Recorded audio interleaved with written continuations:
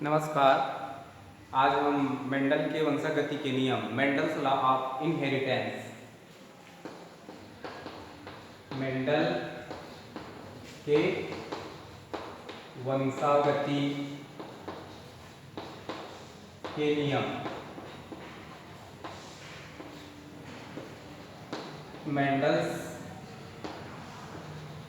Law of inheritance इसके बारे में जानकारी प्राप्त करेंगे। मेंडल ने अपने आनुवंशिकता के नियम में 3 नियम दिए थे। इनमें से पहला नियम है प्रभाविता का नियम। प्रभाविता का नियम, law of dominance. Law of dominance, इस नियम में क्या है, मेंडल ने 7 जोड़ी विशेषज्ञ चुने थे। उनमें से मटर के जो विपरीत लक्षण वाले लेकिन शुद्ध पौधों का चुनाव किया था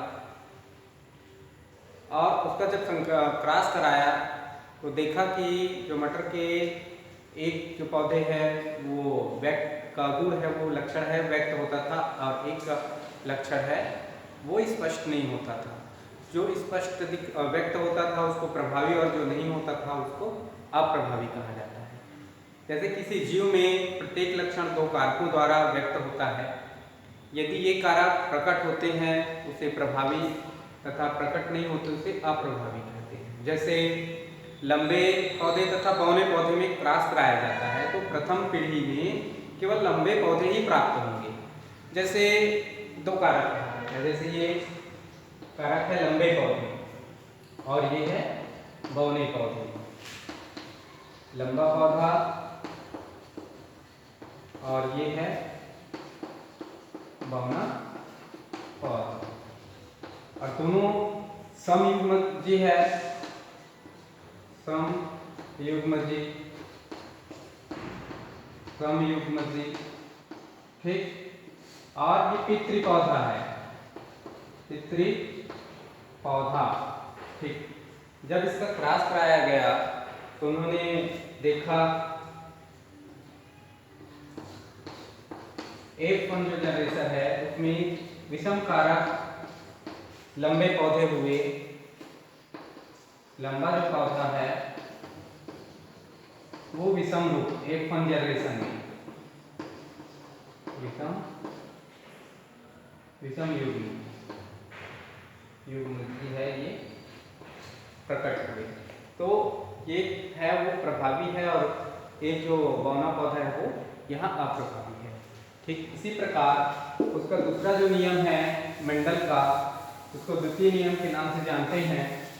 वो दूसरा नियम है पृथक्करण का नियम या युग्मकों का शुद्धता का सिद्धांत, ठीक। तो पृथक्करण का नियम क्या होता है देखेंगे। पृथक्करण का नियम, ठीक।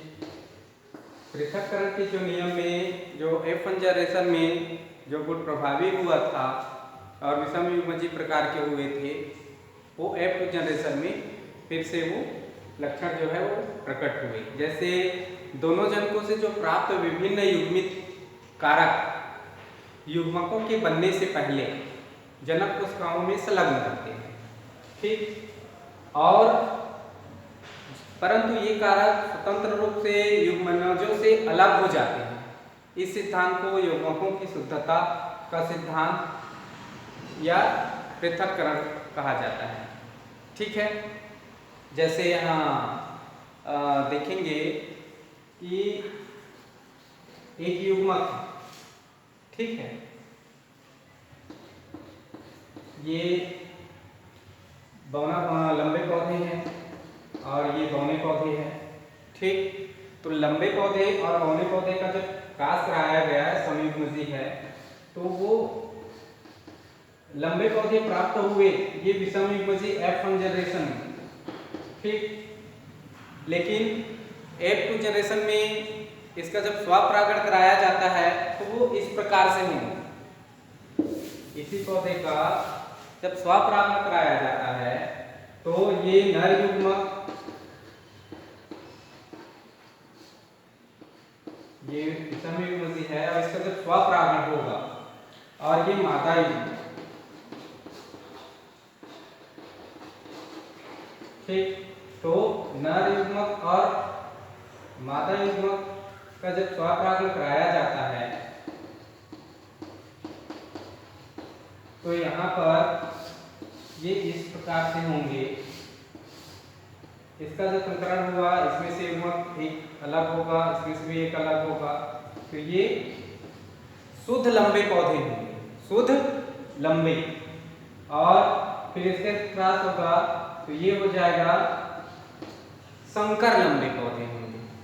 और इसका क्रॉस होगा तो ये भी संकर लंबे होंगे।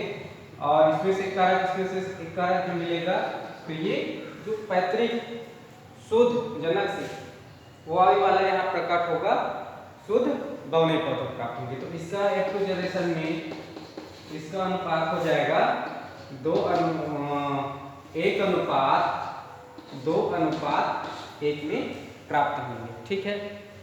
इसके बाद मेंडल के जो तीसरा नियम के नाम से जाना जाता है उस नियम को देखते हैं।